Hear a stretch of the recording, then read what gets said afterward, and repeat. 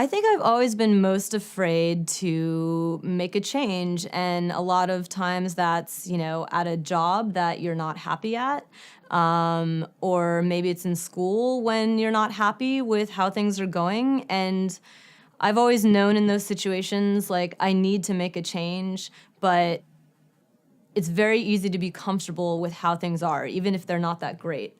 So making the change seems like disrupting your whole world. And, one of the most scary things I ever did was make the decision to move across the world to Australia by myself. That was really scary. I had a breakdown at the airport. My parents didn't think I was going to get on the plane. I was so hysterical. I was like literally hanging on to people like, no.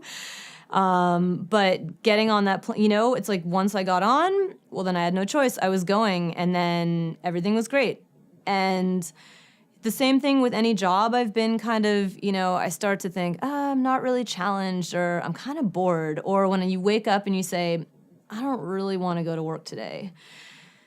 Then it's time to think about maybe something should change. And it could be as simple as, you know what, I'm going to walk a different way to work. So it seems like I'm going to a new job, but I'm just going to make a different perspective. So sometimes that works. But then sometimes if that's not enough, you have to actually make a bigger change and just start the wheels moving.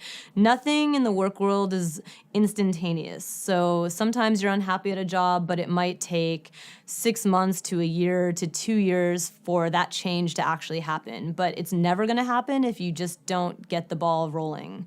So that may mean, getting your resume together. That may mean calling up some old friend or some old coworker that you haven't talked to in a while and seeing what they're up to and maybe who they're connected to.